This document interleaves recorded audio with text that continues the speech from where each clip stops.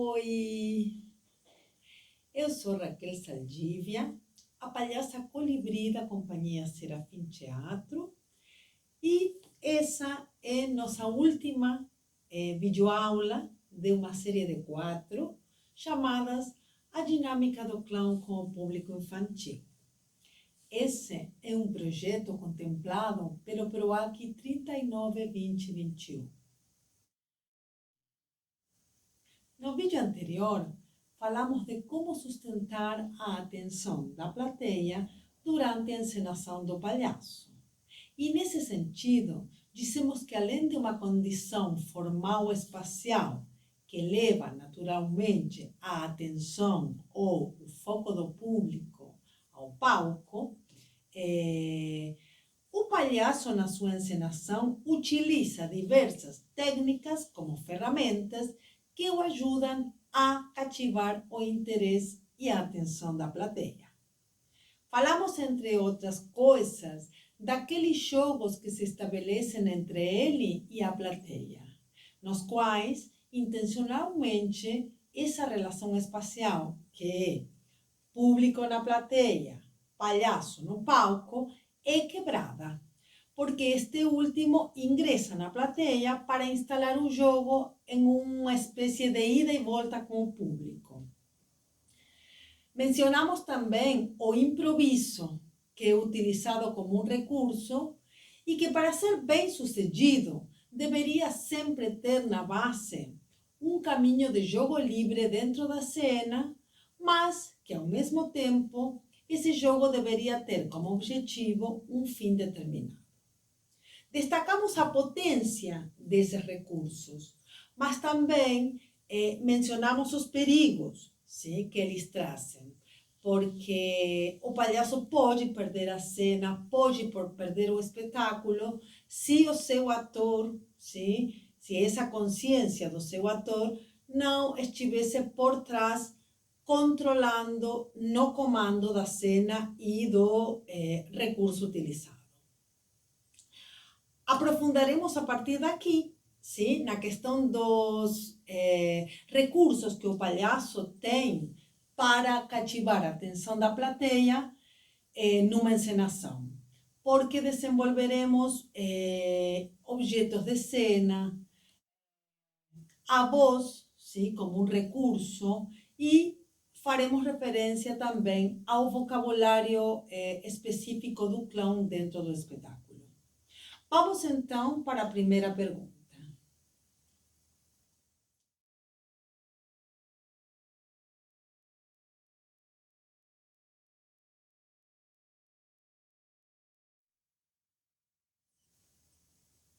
Como utilizamos em cena recursos tais como instrumentos musicais, bonecos de estimação, objetos imaginários, etc.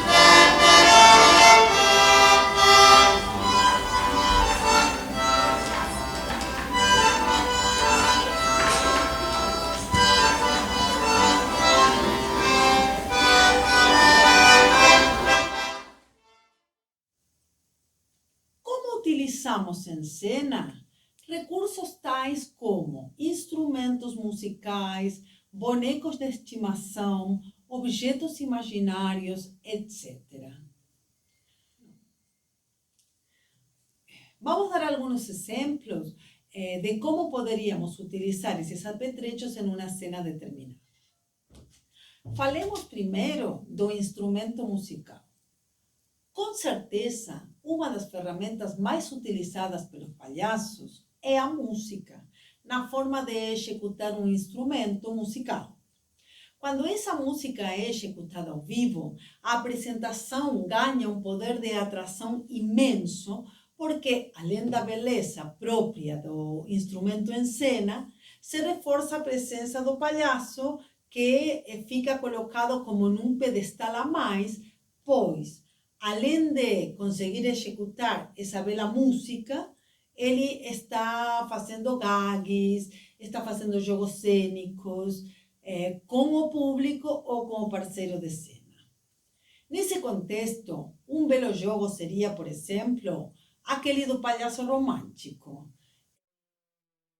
Um palhaço com seu instrumento musical, uma música e uma flor. Então, poderia ser um palhaço vestido elegantemente, sim, elegantemente no sentido particular de cada palhaço, com um paletó, e nesse paletó, no bolso, uma linda flor. Aí, na sua cena, ele fica olhando para o público muito intensamente, até que avista a uma determinada pessoa e fica muito, muito entusiasmado. Então, sem pensar, pega seu instrumento e começa a executar uma música se aproximando muito aos poucos dessa pessoa escolhida. Quando chega perto dela, se ajoelha e intensifica a música. A cena acaba, a música acaba, e ele pega a flor que tem no paletó e oferece para essa pessoa. Só que quando a pessoa vai pegar a flor pelo talo, ele pega de volta e fica a pessoa com o talo da flor e ele com a flor na sua mão. Então, vai embora todo apaixonado e feliz por ter chegado perto de tal beleza e ter conseguido deixar como presente o talo da sua flor. A cena finaliza com ele saindo em despedida e levando a flor com ele. Olhemos agora para outros possíveis objetos cênicos. Do mesmo jeito que com um instrumento, assim acontece com a atenção do público em relação a, por exemplo, um boneco que pode nos acompanhar em cena, que poderia ser uma mascote, um bichinho de estimação, que utilizamos em todo momento com meramente uma ação e um bordão. Por exemplo, o palhaço argentino Carlitos Escaciota, do Circo de Mahone, tem como animal de estimação uma cachorrinha, ou seja, um boneco que é uma cachorrinha salsicha de pano, que se chama Violeta. E ela está amarrada com uma corda e ele carrega sempre ela no colo.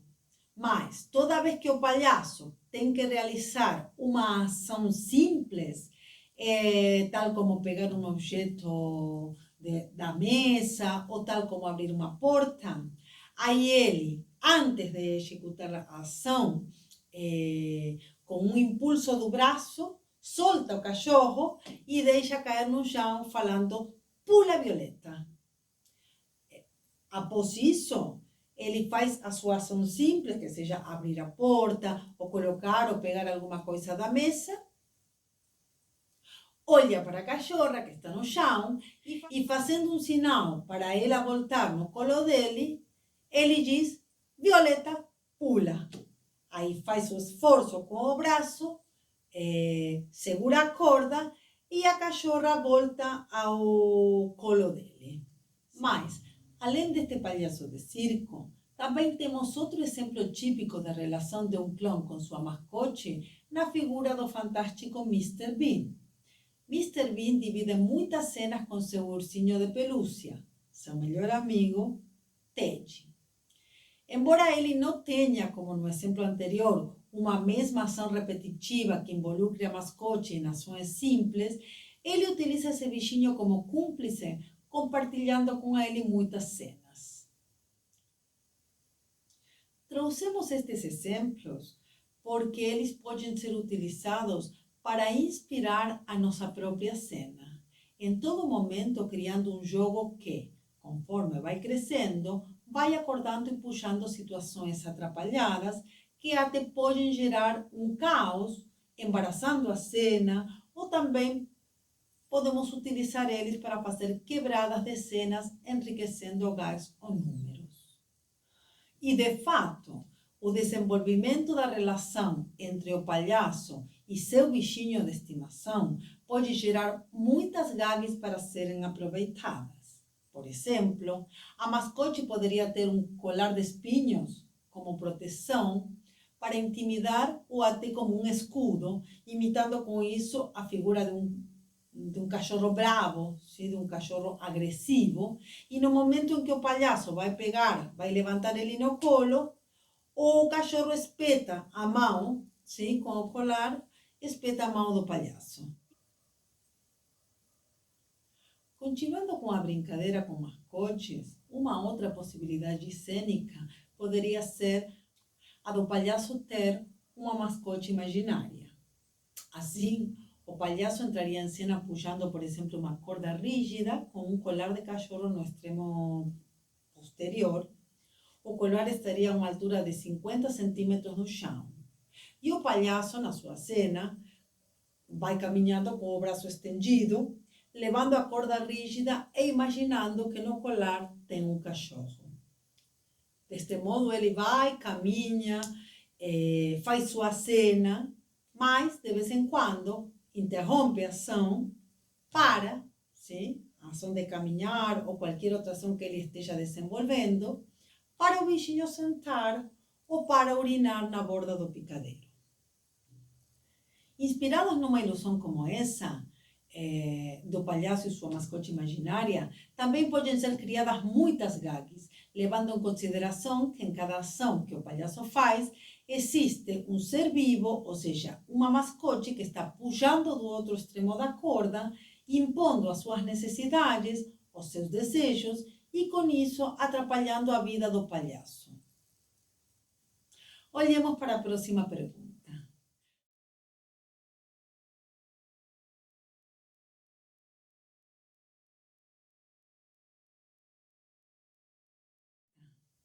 Como seria a utilização da voz como poder de atração e como proteção?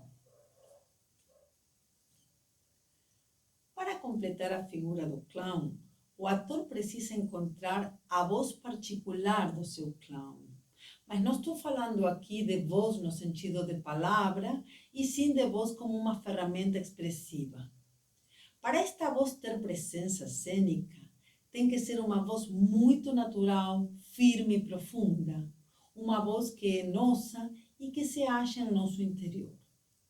Todos nós temos possibilidade de achar essa voz, porque todos nós temos esses tesouros guardados dentro.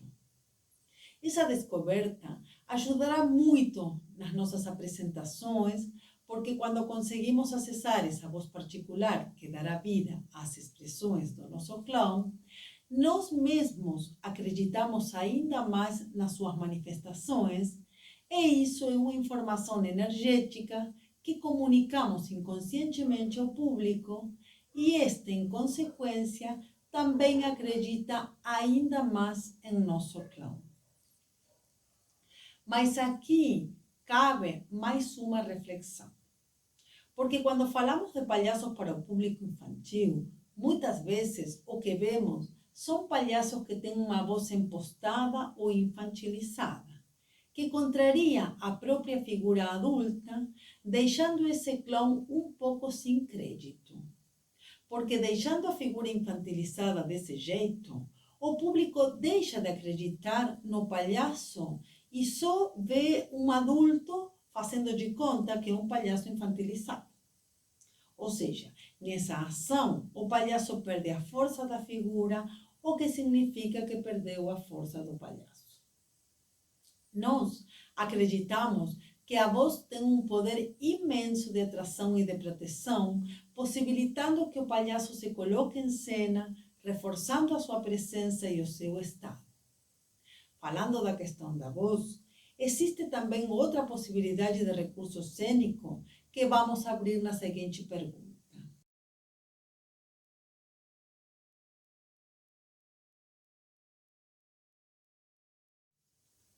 Que seria o dialeto próprio de cada clown?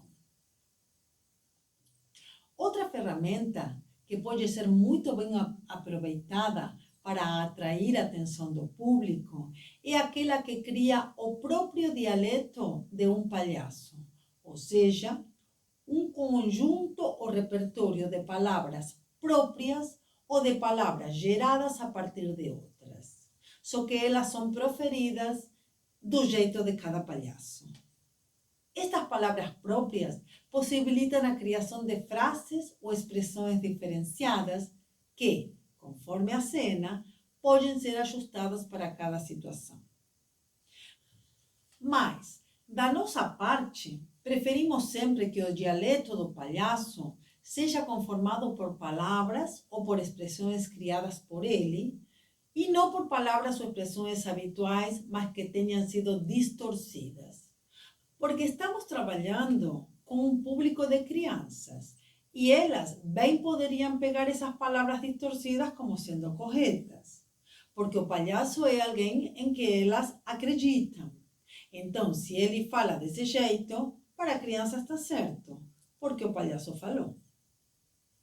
Desde aqui, levando isso em consideração, existe outra possibilidade de jogo que poderia ser realizada com palavras existentes, mas que sejam mal pronunciadas. Por exemplo, seria o jogo da correção, o qual funciona muito bem e é bem didático, porque corrige em seguida a palavra que foi falada de um modo errado. Por exemplo, a palhaça Colibri está em cena, entra o palhaço Panko, que a chama sigilosamente. Pss, pss, venha aqui, por favor. Colibri se aproxima atentamente, olhando para os lados, cuidando que ninguém esteja por perto, estica sua orelha, tentando escutar o que Panko pergunta. Então, Panko, com uma voz muito misteriosa, como se fosse um segredo, pergunta para Colibri: você entregou o que eu pedi para entregar? Você deu a minha carta de amor para minha namorada? Colibri, quebrando o mistério, em ação de saudação militar, muito feliz de ter cumprido a sua missão, e em voz energética diz: sim, senhor, fiz o que o senhor mandou. Eu di. Panko reage rapidamente, enfurecido, muito frustrado, e dando uma bronca diz: Colibri, Colibri, eu já falei para você que não se fala de, se fala dei. Dei. Entendeu? Dei. Colibri, tremendo de medo, responde: sim, senhor, entendi. Então, Colibri, você deu a carta para minha namorada? E ela responde: di. Aí Panko fica bravo e fala: dei. Aí reage, sim, correndo detrás de Colibri, e se inicia o corre-corre típico dos palhaços. Através deste tipo de exemplos, poderíamos desenvolver cenas que tenham este tipo de reações durante o espetáculo, porque estes são artifícios nos quais o público infantil acredita e por isso conseguem entrar no jogo automaticamente. Com esse tipo de estruturas, eles não imitam o falar errado do palhaço como algo certo, e assim a plateia começa a participar. Vamos dar aqui Outro exemplo que utiliza a ferramenta do dialeto no sentido de palavras ou estruturas erradas da linguagem cotidiana, mas que é corrigida em cena. Panko tem que fincar a estaca principal que segura a lona toda do circo. Então pede ajuda para sua assistente Colibri. Aí ele fala: Colibri, vamos pregar essa estaca no chão para segurar a lona do circo, porque caso venha um furacão, o circo estará seguro. Por favor, vai lá atrás, pega o martelinho e traz para mim. Sim, senhor. Colibri sai correndo, sim, e volta com um martelo gigante. Muito bem, Colibri, fala Panko. Agora eu vou segurar essa estaca e você me dá uma martelada. Com cuidado, tá? Sim, senhor, deixa comigo, fala ela. Panko se agacha e segura a estaca, enquanto o Colibri levanta o martelão, com muita dificuldade, e dá uma fortíssima martelada na cabeça de Panko, que todo atordoado reage e fala gritando furiosamente: Colibri, o que você fez? Ela, um pouco confusa e com medo, fala: eu fiz o que você mandou. E o que eu mandei? Você falou, me dá uma martelada, e eu di. Foi ótimo. E Panko, esquecendo da dor, fala: Colibri, eu já falei que não é di, é dei. Dei. E então ele reage muito furioso pela batida na cabeça e se inicia de novo, corre, corre, típico dos palhaços. Bom, finalmente vamos para a nossa última pergunta, sim? A qual nos ajudará a esclarecer alguns conceitos aqui falados. A pergunta é: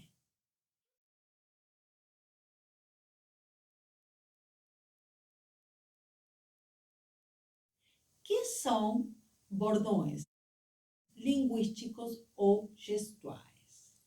Poderíamos definir rapidamente um bordão como a repetição de uma palavra ou frase em conjunção com determinadas ações físicas repetitivas que acontecem ao mesmo tempo. Quando conseguimos criar um repertório próprio destas palavras ou expressões, estamos abrindo as diversas possibilidades de ações e reações físicas que estas palavras e ações podem estimular, conforme seja a intenção do momento. Ou seja, segundo o modo em que essa determinada palavra é pronunciada e acompanhada pela gestualidade. Essas palavras, frases ou bordões são, sem dúvida, imprescindíveis e riquíssimos recursos para que o palhaço tenha no seu bolso para seu trabalho com o público infantil. Por exemplo, o palhaço Tanguito leva um susto e fala com a mão no peito: Hala pipetoa! Que susto! Ele fala a palavra, mas faz o esclarecimento da intenção com a gestualidade. Ou por alguma questão fica feliz e diz: Hala pipetoa! Que bom! Ou seja, faz a palavra e faz o esclarecimento. Uma outra palavra, um outro exemplo seria, por exemplo, Tanguito vivencia um fracasso e diz: O soquete colorete. E agora? Então, ele faz a palavra, ele fala a palavra e faz o esclarecimento gestual. A mesma palavra ele a utiliza em outra situação. Por exemplo, O soquete colorete, que bom, que bom. Sim? O Tanguito planeja alguma outra coisa. O soquete colorete, deixa comigo.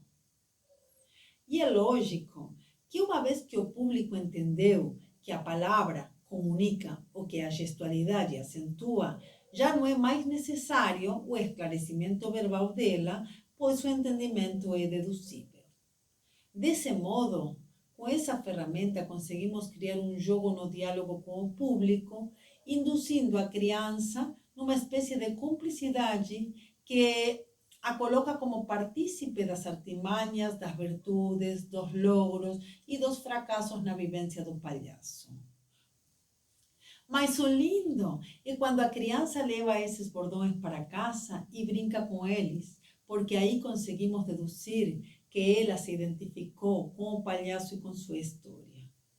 Isso nos provoca muita alegria, porque como já falamos no início, para nós o palhaço é o transporte da alegria e essa criança expressa isso. Então, conseguimos. Bom, chegamos ao fim desta série de videoaulas. Tomara que tenham gostado e que tenham conseguido problematizar estas questões conosco. Desenvolver esses tópicos foi muito rico para nós porque nos permitiu refletir um pouco sobre o nosso fazer em cena. Agradecemos muito ao PROAC por ter nos dado esta oportunidade de reflexão. Muito obrigada.